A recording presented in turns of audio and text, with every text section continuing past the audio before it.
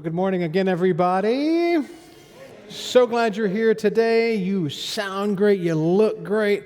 Man, we love warmer weather, and it's a little warmer than it was the past few days. If you're joining us online, we want to say a special welcome to you as well. We're so glad that you're with us there. And we know a lot of folks will check us out online and watch us there before they ever join us here. So while we are very glad for those who are here, and we're so glad you're there, we're going to be like a chocoholic right after the Valentine's Day stuff goes on sale and just as Easter candy is coming out when you are able to join us face to face. Well, we have been in this series about the story of God through an incredible woman named Ruth, and we called this series Redeeming Love. And I want to catch up just a little bit on what's happened. It's been about a month since we started getting introduced to who these people are. There was a man named Elimelech and his wife Naomi who headed out with their sons Mahlon and Chilion to the land of Moab. They left Israel. They left their hometown of Bethlehem, going to a place they never should have gone. And then tragedy strikes. The husband, Elimelech, dies. Naomi still has her sons. They end up marrying these Moabite women, Orpah and Ruth, and then tragedy strikes after a decade, and the sons die, leaving Ruth completely destitute. After some conversations that ensue, she ends up heading back to Bethlehem with Ruth, the Moabite woman, her son's widow. And they happen to get there right at the beginning of the barley harvest. And Ruth gets right to work, and she ends up hitting a field that just happens to be the field of a man named Boaz, who happens to be a very special relationship to Naomi and to Ruth because Ruth has pledged herself to Naomi. And then Naomi figures this out. She plays matchmaker, and she tells Ruth, hey, take a bath, get dressed up, and I want you to do this certain thing. Basically, she asked Boaz to take her, to marry her, to redeem the land and to redeem her and give him a good, happy ending. And Boaz said yes, but there was one legal issue he still had to solve. He said there was someone who was actually next in line before him to do this. And he said, we have to take care of that first. And chapter 3, last week, ends right with Naomi telling Ruth, now, just sit back and watch. The man is not going to rest until he deals with this. I love Naomi. This seasoned woman, she knows, this man ain't going to let the sun set before he deals with this one, Ruth. You just wait, girl. You just wait. And that's what happens here at the beginning of chapter 4. Boaz heads to the city gate, or the town gate. Bethlehem is a hamlet. It's hardly a city. And he goes and sits down at the town gate. And this is where all the business would be transacted in the town. Boaz is sitting there and fidgeting, kind of nervous. He's waiting for this nearer redeemer. We're going to talk about that relationship in a minute, why that was so significant. But he's kind of waiting, and if he had a fidget spinner, I bet he'd be using it. I mean, he was just, we just got to. Finally, he comes along. He says, "Friend, come sit down." Now, this was not any kind of trick. If you're sitting at the town gate and you invite someone to sit with you, you are about to conduct some business. You don't know what. You might be exchanging some figs, but you're about to conduct some business. Then Boaz calls 10 elders of the town over. Now he's setting up a legal proceeding. So this guy, this nearer redeemer, he just knows, okay, we're about to do some business. And we're going to get it, notarized, as it were, by these 10 elders. Well, whenever you'd have this kind of activity going on, other people would also start gathering around. It'd be like witnesses or like people who would sit in courtrooms today and watch the proceedings. It's like that. They're coming into Bethlehem going, hey, something's happening over here. Pretty good crowd. Hey, that's Boaz. Go check this out. So they're kind of hanging around. And then Boaz states the beginning of his case in Ruth chapter 4, verses 3 and 4. And he starts it off and he says this. He's saying this to this nearer redeemer. He says, Naomi's come back from Moab, and she's selling the piece of land that belonged to our relative Elimelech. I thought I should bring the matter to your attention and suggest that you buy it in the presence of these seated here, and in the presence of the elders of my people. If you will redeem it, do so. But if you will not, tell me, so I will know. For no one has the right to do it except you, and I am next in line. I will redeem it, the man said. Now, this is not unexpected. Actually, this was exactly how it was supposed to happen. So this is that point we got to understand what's even happening here. What exactly are they transacting? What is this redemption business? So I've asked my wife, Patty, to come join me because sometimes a visual illustration helps. First, there's the idea of what this is called. So depending on your translation of the Bible in English, it either is going to call it guardian redeemer, like the NIV uses that we use here. It might call it family redeemer. It might even say kinsman redeemer, which is just another way of saying family. Now, the reason we have these different terms is because we're not quite sure how to describe it. We're taking one word in ancient Hebrew and trying to bring it into English in a way that makes any sense at all. So I tend to use both terms. I tend to say guardian of the family redeemer because it was all about family. God has a special spot in his heart for family. So much so that when he was telling the Old Testament nation of Israel how to govern itself, he tells them how to deal with family. And he's got this one spot in the law that deals with this idea of inheritance and succession and what happens in a case like Naomi and a case like Ruth. So if we were alive in this time frame, the time of the Judges, when the book of Ruth was written and happened, it was written later, but when it happened, if we were alive then, I would be called Joel, son of Wiley. Because last names, that's kind of a Western thing. That's not how I'd be referred to back then. I'd be Joel, son of Wiley. My dad would have been Wiley, son of Charlie, etc. Okay, so I am Joel, son of Wiley, and I marry Patty. We'll use a formal name. I marry Patricia. So now let's say Joel, son of Wiley, and Patricia have children, but they're all girls. Now we happen to have a son, but for the sake of the story, the illustration, pretend it's all girls. Now, tragedy strikes, and Joel, son of Wiley, dies, leaving widow Patricia with girls, which means in the sense of the Old Testament, there's no inheritor. There's no one who can inherit my land, and now there's no one to carry on my family name. So my family line is in danger of dying because there's no boys. There's no boy that will carry Joel, son of Wiley's name. There's no legal inheritor of my estate. And in the Bible, we have to also remember that this land wasn't just like real estate. Okay, it was given by God to these family units. So this was like theological as well as it was practical. There was a real risk here if suddenly I died and no one could take my land. So the way this guardian of the family redeemer thing worked is I died, leaving Patricia alone. So now it would fall to my next of kin. In this case, I happen to have two older brothers, Stephen, son of Wiley, and James, son of Wiley. Now, Stephen is the immediate older brother, so he would be the next in line, and he would be expected to come along and marry Patricia. But here's the kick. It's not just about marrying Patricia. It is that now any children they have that were boys would be my legal descendants. They would no longer be the son of Stephen, son of Wiley. They would legally be the son of Joel, son of Wiley. That they would now be my inheritors, that my family name would be carried on through their children, because God really valued these family lines continuing on. And it was so generous of this family or guardian of the family redeemer, because what they would do, if I were now Stephen, son of Wiley, and I married Patricia, my family line stops legally because I'm now carrying on my dead brother's family line. So any inheritance I have, any wealth I have, now go to the legal children of Joel, son of Wiley, not Stephen, son of Wiley. This was amazingly generous. So what would happen sometimes is these redeemers would go, I can't do it. I have other mitigating circumstances. I can't. And if Stephen, son of Wiley, didn't do it, then James, son of Wiley, would be up to bat next. And if for some reason he couldn't do it or wouldn't do it or was a schmuck or whatever, then it would fall to my cousins. You would have John David, son of Buddy, or you would have Mark, son of Eddie. They would have to come along, and they would now be responsible for marrying her to provide for this family line, and they would inherit the land. That's what's happening here. Boaz is not Joel, son of Wiley, okay? Boaz is someone else. He's like third down the line here, second down the line. And he's asking the guy who should do it next to take over for this job. Thank you very much. So when it comes just to Boaz is telling him, hey, there's some land, and I want you to buy some land, that's a pretty good deal. I mean, after all, they're not making any more land. Real estate's always a good deal.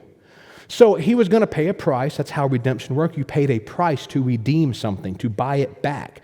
So whatever amount of money he was going to spend, he's kind of going, okay, it's staying in the family. It's my family anyway. So yeah, I'll go ahead and redeem it. Sure, I'll buy it. I'll spend it. Then Boaz says the next part. He says, okay, now that's good news, friend. Now when you redeem this land, and Naomi, who's a widow, but that's not a problem either. He's just going to care for a widow. That's not a problem. She's older, past childbearing years, still no issue. Boaz says, but when you do that, you also get Ruth, the Moabite, Mahlon's widow, so that his family line won't die. You need to marry Ruth, and you need to have children. That just changed the equation. Because now this nearer redeemer goes, wait, I may risk my own estate doing that. I can't redeem it, you do it. Now, I would love to know in between those lines, what was the reasoning? We really don't know. We have some theories. Jewish rabbis have had some theories. Various biblical scholars have had theories on why he might refuse it. One theory is that perhaps he was already married and he already had male heirs, and since they would no longer get his inheritance, he might spend it all trying to redeem the land, and now any children he has are the legal descendants of Elimelech and Mahlon, and so his children would get nothing. That's one theory. Another theory was maybe he just didn't want to marry a foreigner. Remember, that was a big problem for them back in the day, that Ruth was not a Jew. She was a Moabite. And you could tell she was a Moabite from a mile away. She did not look Jewish. She was much taller than everyone else. She was much darker skinned than everyone else. Maybe he just didn't want to marry a foreigner. We don't know. What we do know is this was exactly what Boaz was hoping for. Because he goes, I'll pass. Now, in this exchange at the time that the book of Ruth is happening, they would exchange some kind of token, some kind of way that the person who was passing on this would say, yes, I'm giving up my rights to the land and to the family. I am passing on this and you're taking it. At the time, it was giving a sandal. I don't know why. It's not written in the Old Testament why, but it was just their practice. We do know that it was the equivalent of signing a contract. I mean, your footprint into your shoe, especially a sandal, makes a certain shape. It's pretty unique to you. So the idea was that if I gave you my worn out sandal, you would know it's me. You could hang that on your wall because that was my signature that I am passing and this is now yours. So Boaz takes the sandal, holds it up and says, okay, everybody, as my witnesses, let it be known today that I am redeeming the land of Elimelech that Naomi was selling, and I am also taking Ruth the Moabite as my wife, so that the name of the dead will never be forgotten in his hometown or in all of Israel. And I wonder if Boaz was about to jump out of his skin. This was exactly what he was hoping would happen, and now it's happening. So now, into verse 14, verse 11, you find now what the people respond. Then the elders and all the people at the gate, all these people around, they said, we are witnesses. Now the deal is done. That's it. It's done. Boaz did it. He just has to pay the money to redeem the land, but he's good. He's got it. Then they give this blessing. They said, may the Lord make the woman who is coming into your home like Rachel and Leah, who, by the way, had 12 sons between them. That became the names of the 12 tribes of Israel. So this is a blessing of fertility, that she would have many children, who together built up the family of Israel. May you have standing in Ephrathah and be famous in Bethlehem. Now I love this because this is a blessing of standing. Because we find in the Proverbs, we find throughout Scripture that God blesses the generous. And there are few things more generous than the person who was so willing to guard a family's legacy that he gave up his own to stand in the place of the dead so that family line could continue. And they're saying, may you be blessed by this. May you become famous for this. Newsflash. We're reading his story right now. We're reading about Boaz. He has a name, and all the people in history, he gets a name in the Bible. I think their blessing happened.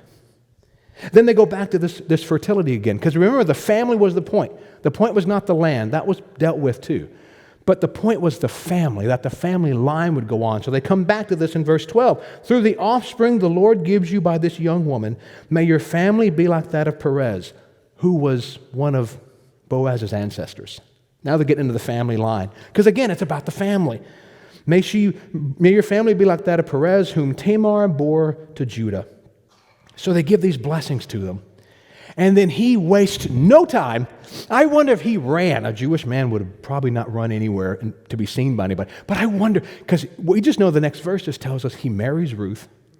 They have a son, and they name him Obed. And then the story turns back to Naomi. Verse 11. I'm going to get it right in a minute. 14. I'm stuck on 11. We already did 11. 14. The women said to Naomi, praise be to the Lord, who this day has not left you without a guardian redeemer.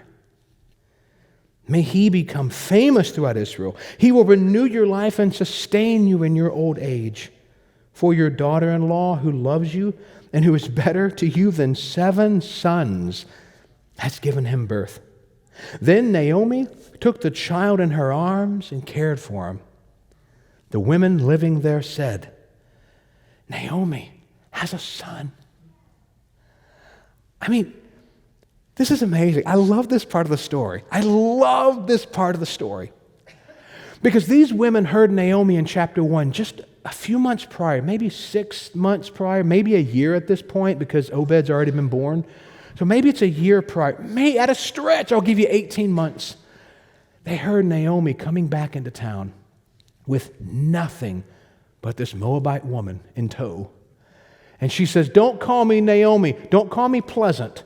Call me Mara. Call me bitterness, because that's what the Lord has done to me. And now these same women are saying, God has not left you without provision. God has not left you without a redeemer. God has not left you without someone to guard your family line. And there in her arms, she is holding the physical, tangible proof of the promise of God. They watched her bitterness become joy. They watched her pain become absolute elation. But I wonder, what if Naomi would have succeeded in chapter 1 in getting Ruth to go back home? If you remember back at the beginning of the month, if you were with us, that's what she tried to do. She said, I've got nothing for you, Ruth. You're going to have to go back. You and Orpah have to go back to your moms and dads. I've got nothing. There is no future with me. I am cut off. I have nothing for you. What if she succeeded? What if in chapter 2, what if Ruth was lazy? Boaz says she was a woman of high character. What if she wasn't? What if she was lazy and just said, well, Naomi, I'm going to have to go get us some food or something. I'm not even a Jew. These aren't even my people. Naomi, what do you say we do? Now, what if she'd done that? What if she'd gone in the wrong field? What if it wasn't the field of Boaz, this generous man that happened to notice Ruth in more ways than one out in that field? What if it wasn't his field? What if Boaz just simply turned away because she was a foreigner? What if his mom wasn't Rahab and didn't teach him what she taught? What if? What if in chapter 3, what if Ruth just looked at Naomi and said, you want me to do what? Okay, take a bath, put on my best clothes, go lie at a man's feet. That's a little shady even for a Moabite, Naomi. What? Because it was a Jewish thing. What if she just said, Naomi, you are full of it. I am not going to go do this. What if she'd gotten it wrong and she did the order wrong and Boaz thought she was making an offer of prostitution? A few wrong words, a few wrong moves, and that whole ceremony would have gone very differently. What if Ruth had messed it up? What if Boaz said, I'm an old man. You only want me for one reason. That's the wealth that I have. What if? What if Boaz gets to the city gate, and what if that nearer redeemer said, land, good real estate, a young wife, easy on the eyes, sure, I'll take her. What if he'd said yes? See, one of the remarkable features in the book of Ruth, and we've talked about this every week in our small groups, one remarkable feature of the book of Ruth is that the Lord is never directly credited with any action. It never says the Lord, set a bush on fire. It never said the Lord split the rock. It never said the Lord came down in brilliance and glory. It just kind of says, and it happened, and it happened, and it just so happened to be, because the Lord was always moving behind the scenes. He was always just moving pieces in place, sliding them in place until you get to the end of chapter 4 and you go, aha. But you know what? That's exactly what he does in our life. I don't get a burning bush, like ever. I've never had that experience, not once in my life. I've never seen the Lord split a rock. I've never seen him get one of those beautiful mountains all around us, and I've never seen him throw that thing into the sea to prove his point to me. But I've watched him move little pieces together to where suddenly I go, aha. But see, that's what the Lord does. He takes these moments of despair and pain and loss and grief, and he redeems those. Because our Redeemer turns tragedy into triumph. That's what he does. See, we get so stuck on chapter 1 and the bitterness and the loss and the pain that we just sit there and we lie down and we just whine about it instead of realizing that chapter 4 hasn't happened yet. That in our lives we haven't gotten into chapter 4, but we get stuck in chapter 1. We get stuck on tragedy and say, God, where are you? And the whole time he's just working quietly putting things into place, working us all the way to the chapter 4 of our stories, because our Redeemer turns tragedy into triumph. Now think of it this way. If you're driving on 99 and you're heading down to Fresno, and you're driving along and an 18-wheeler comes past you, because let's just say you're going faster than the posted speed limit, say 75. Let's say you're going 75. Some of you are like, 75? That's me slowing down. I'm not judging, but let's just say you're going 75 on 99, and then an 18-wheeler comes right next to you and is slowly overtaking you. Now, I don't know about you, but those things are really big, and I drive a small car. I drive a little Nissan Altima. It's not tiny, but I mean, it's much smaller than an 18-wheeler. And when that thing comes by me, I mean, you can feel kind of the draft of it pulling you a little bit. And it can be a little unsettling, especially to inexperienced drivers. That can be very unsettling, being in the shadow of an 18-wheeler. But would you rather be hit by an 18-wheeler or drive in the shadow of an 18-wheeler? Yeah, you'd rather drive in the shadow. And that's the point. When we experience grief, when we experience loss, when we experience tragedy, it is the shadow of those things. It is the shadow of death. It is the shadow of the 18-wheeler. Stop getting stuck in the shadow and realize you ain't been hit by it. It's not hit you. It has not defeated you. You're in the shadow, yes, and it's cold, and it's drafty, and it's scary, and it's pulling you, and it's tempting. No, that's chapter 1 of your story. You got to get to chapter 4, because that's when our Redeemer turns tragedy into triumph. That's when he gets to the end of the story.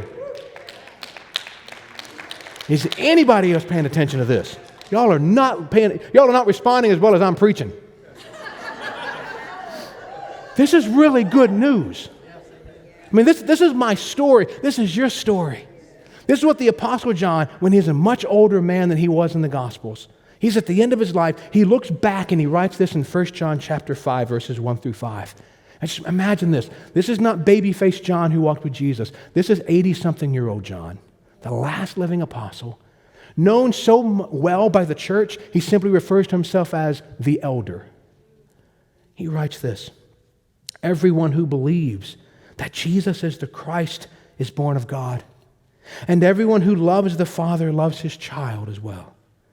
This is how we know that we love the children of God, by loving God and carrying out his commands. In fact, this is love for God, to keep his commands, and his commands are not burdensome. For everyone born of God overcomes the world. This is the victory that has overcome the world, even our faith. Who is it that overcomes the world? Only the one who believes that Jesus is the Son of God. I think John understood that. I think he lived that. I think he knew that. Far beyond just the book of Ruth, he lived that story when our Redeemer turns tragedy into triumph. But you got to understand, he's our Redeemer. It's not just positive thinking. It's not just good vibes. This is what Jesus has done. Jesus is the key to all this thing working. The Lord is the key to everything happening that turns tragedy into triumph. Like you, I have watched the events unfold as Russia has invaded Ukraine. I know people in Ukraine. I know a seminary in Ukraine. I've watched this stuff happen just the same as you. I'm frustrated by it. They're in their chapter 1. I see the images same as you. And I get frustrated and I get upset. And then I ran across this little video. This video that was taken right in the middle of tragedy. And it doesn't get a whole lot of airplay because it's not really, well, it's sensational to me, but it's not really sensational for most of the news. And I recognized the tune of what they were singing. But of course, I don't speak Ukrainian, so I couldn't understand the words, but I knew the tune, so I knew the song. See, what it was is they were in the subway station when Kiev was getting bombed. And this was just like a day or two ago. And then some Christians had found other Christians. There's a lot of Christians in Ukraine. And they were in the subway station together, I'm guessing underneath Kiev, I'm guessing where it happened. And they'd gotten together and they began to sing. Here's what they said as they were singing. Belekiv nash Gospod, Sviazib minui, Beveni nash Gospod, Iwasi pabadashto, Yevasi win vezekiv, Beveki nash Gospod. You probably know it in English. How great is our God. Gets me every time. I've been going through it all morning. Sing with me, how great is our God. and all will see how great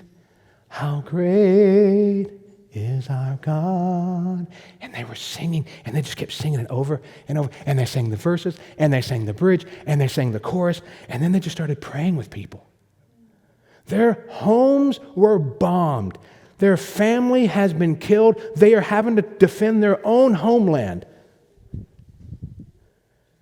And they sing into triumph. How do they do that? Because they're not stuck in chapter 1. They believe in chapter 4. Not because they believe God's going to raise the dead. Maybe He will. Maybe He won't. Their point is they're singing into that triumph. They're singing into the part of the story when Jesus redeems it all. And the church of Jesus shines its most beautiful when life is at its darkest. Because our Redeemer turns tragedy into triumph. It doesn't make the tragedy right. It doesn't make it hurt less. But it certainly reminds us to look forward into the end of the story. Which is why I want to encourage you to live in His victory now. Live in that victory now. You know chapter 4 is coming. That's what John said at the end of his life. That those who believe, those children of God, those Christians, they overcome. They have already overcome the world. You can believe into chapter 4 even though you have not even seen chapter 2 yet.